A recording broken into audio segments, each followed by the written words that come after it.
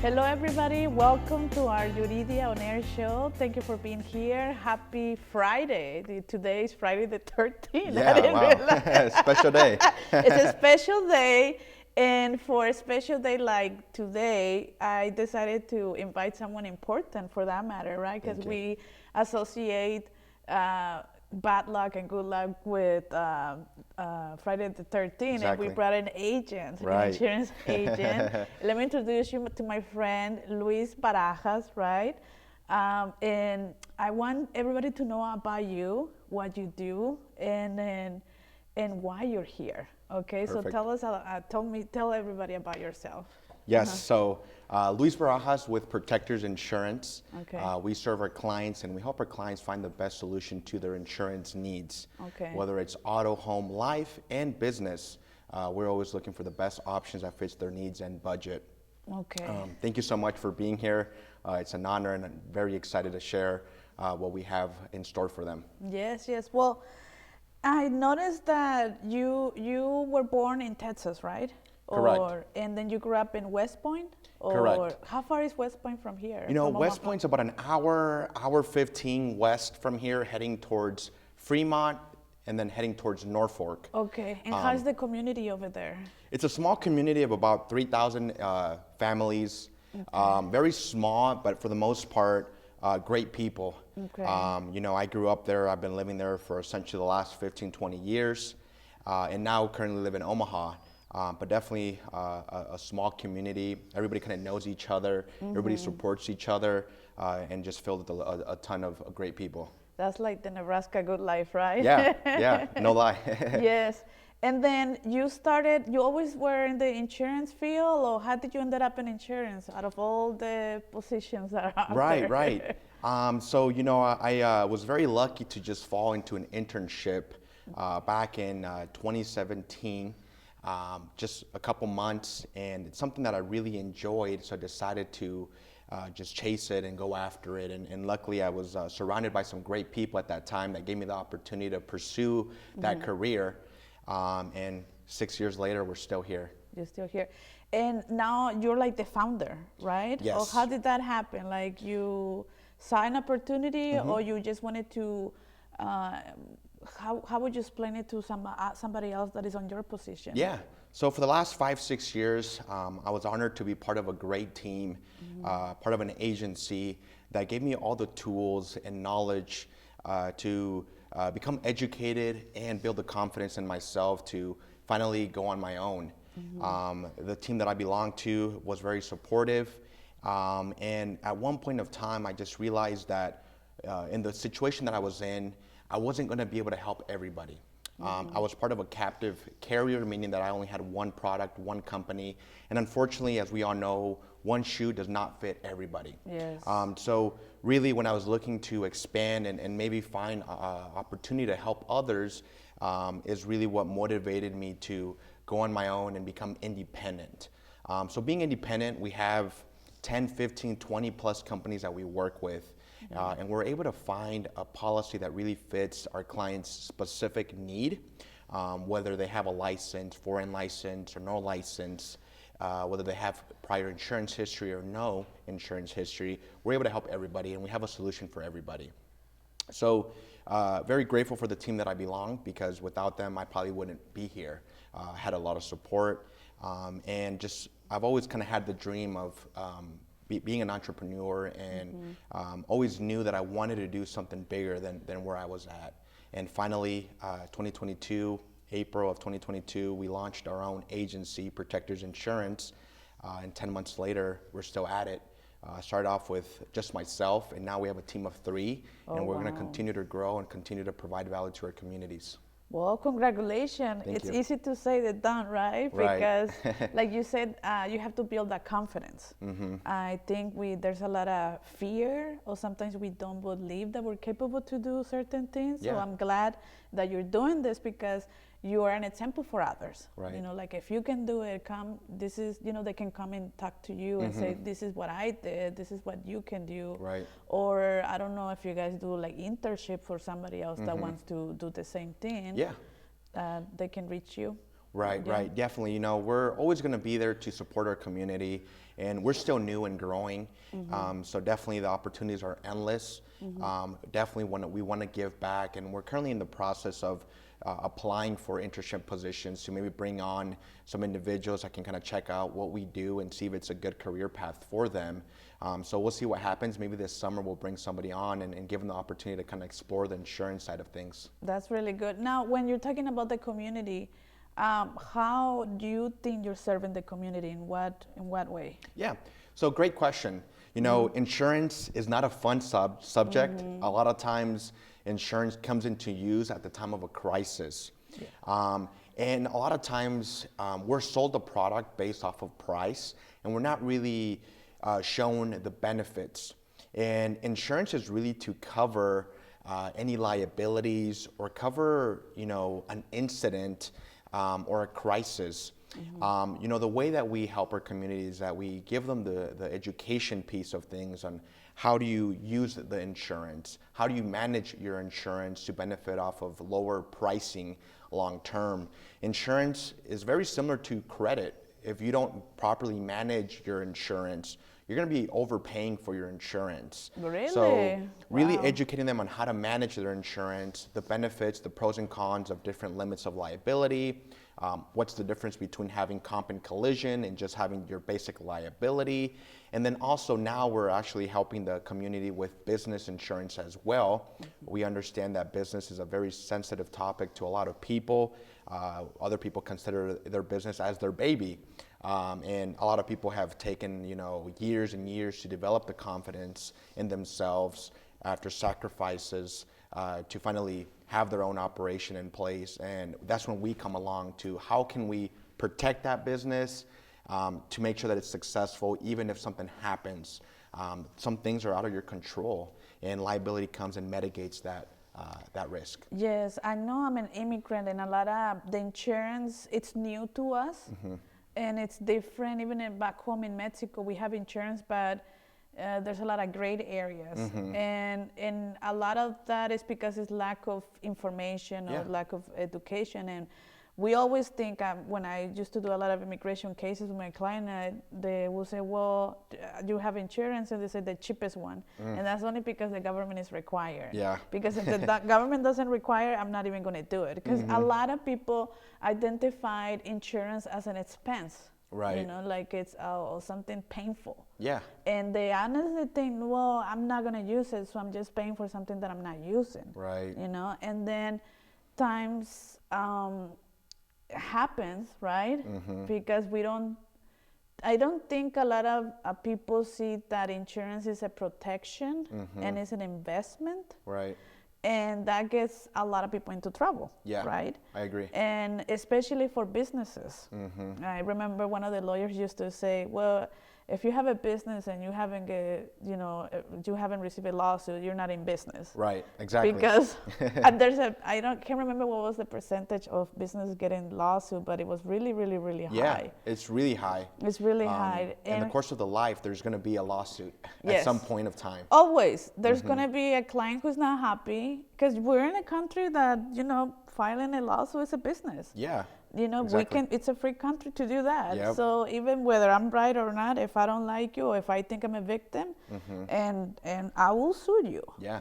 And it's not personal, it's business. Definitely. That's what it is. But a lot of us think it's personal. And like, imagine I'm a business owner, and I have a construction company, and a lot of people think, well, I'm forced to have workers' compensation, and how does it work? And then also, I remember I had a client that she has a restaurant, and she was saying, well, yeah, my refrigerator, broke, and my storage broke, and everything is spoiled. And that's her business, like you say, it's her baby. And I remember I told her, why don't you call the insurance? Don't you have insurance? She's like, yeah, I have insurance, but it's useless. They don't help me.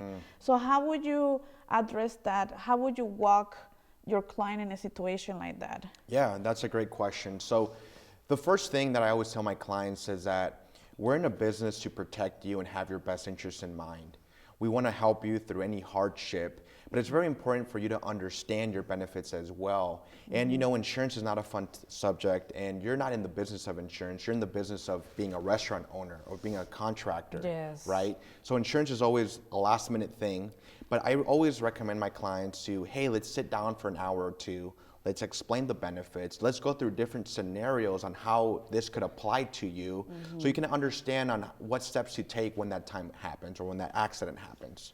I think it's very important to know the steps, Definitely. not just get the insurance. Right, exactly. And you know, there's, you know, insurance is sensitive, so there has to be steps taken to get the claim and get benefits off of the claim, right? Okay. A lot of times it takes time and it takes effort to go through that. But also, insurance companies aren't going to fix the problem. They're only going to give you funding to fix the problem. And that's a misconception that oftentimes I see. Clients are quick to tell the insurance company, hey, you need to fix this now. But in reality, you're the business owner. You assume all responsibility in your operation. And all insurance can really do is try to recover the loss at the time of a loss. Can you give me an example of a client that was in a situation like that? So, you know, some of the situations that we've had, you know, we work with a lot of contractors, Okay. people who are in the business of either drywall, flooring, roofing, for example. And in those situations, you know, there's risk not only in losing or theft of your tools, but what if one of your clients, for example, steps on a nail and now there's medical injury? Yeah. Or you happen to, one of your ladders tips over and breaks your client's home's window. You're responsible for all that. You're being paid a fee to cover or repair the home, and if whatever happens out of that situation, you're going to be responsible for.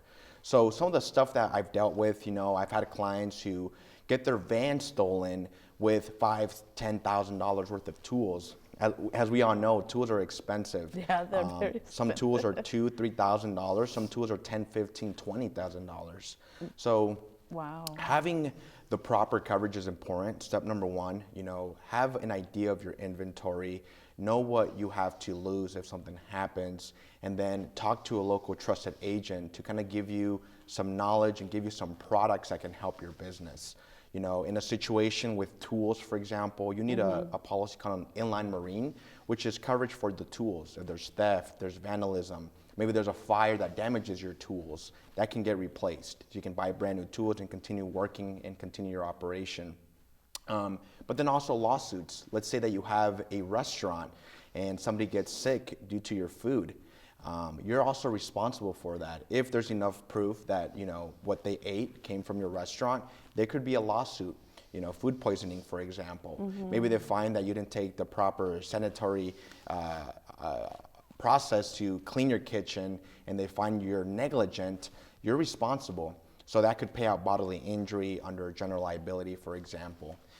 There's so many products out there, and it really changes based on the business that you operate in. You know, a business that's in the restaurant is going to be a very different risk than somebody who's a contractor, or a lawyer, or some kind of office work is very different than roofing, for example. Yes. So for that reason, consult a local agent, and I mean local. Because there's nobody's going to have your best interest in mind other than somebody local that can relate to you and can offer you the products and solutions to your needs. I think you have to kind of build like a relationship with your agent. Yeah. You have to. I agree. It's kind of like when you get a lawyer too. You have to, well, for instance, for immigration cases, yeah, you can get a lawyer in Texas, California, but you're in Omaha and the court is here in Omaha. Get someone from here. It's better. And it's the same thing for the insurance. Get, you know, if you can interview, people don't have to just hire the first one, right? Exactly. They can come to you, interview you, and if they feel that there's a connection, then they can do business, right? 100%. Now, tell us a story about one of your clients that you say, man, thank God you had insurance for this, because it would be bad. Yeah. If I agree. you wouldn't. Do you have a story? You know, I do. You know, I had one of my clients who owns his own building. Okay. He just happened to have somebody slip and fall on ice on his sidewalk, for example. Okay. That because it's in your premises or on your lot or in your business, you're liable for that. Essentially, you need to take the proper maintenance to clean your sidewalks, etc. If somebody slips and falls on your sidewalk, you could be liable for that. Luckily, we had medical expenses, we had general liability to cover some of that expense. But you know, at the end of the day, we all know medical can get pretty pricey. Yes. So if in this country, yes. and if the client or that individual's client wants to, you know, pursue a lawsuit, it's not just medical at that point of time. Now there's legal fees, legal representation on your end, and there's going to be some kind of settlement. You know, it's we live in a country, like you mentioned, that people are quick to sue. So definitely having the right proper coverage can really make it or break your business. And what happened to that client? So he had the full coverage or like part that, even though, because sometimes you still clean and people still fall, right? Yeah. I mean, I can control the weather. Exactly. And the situation, but I'm still responsible because it's my property, right? Oh man, that's tough. That is tough. Yes. You know, for that case, you know, general liability, for example, is one of the products I always recommend any small business owner to have. I would say it's the foundation of the business, general liability policies, and then from there, there's additional products that you can add to add more benefit to your business and add more protection. But general liability, for the most part, covers bodily injury, whether it's you, your business, or one of your employees causing damages to your client or another individual. General liability kicks in and can cover, you know, essentially up to $1 million, depending on the product that you buy and the limits you inquire. But for the most part, $1 million is the minimal requirement that I'm always recommending my clients to have. In that case, you know, medical expense was paid out. There was a little bit of a lawsuit as well, but luckily something that the insurance companies try to put out the fire to not only cover the individual that was hurt, but then also protect the business owner, because we know that people are quick to leave Google reviews or talk bad about a business after a small accident that was out of their control happens. Yes. So, you know, you having the proper coverage is you doing the best for your client, because accidents happen, things are out of your control. If something does happen, your client has the peace of mind that you will take care of those damages, which adds more value and more trust to your business. Now, when we're talking about businesses, there are different entities, right?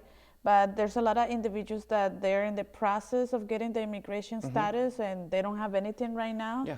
Can they still get insurance? You know, that's or a they great have question. to have a social security number for that? Yeah, I don't know. you know, that's a great question. For the most part, most people would think that you need some type of legal status to get business insurance. But in reality, most insurance companies don't really look into that status. No. What I always do Just recommend, the bank status. you know, and you know, this is a topic that goes two different ways. You know, first, the insurance side of things. Insurance doesn't really care. They don't look into it.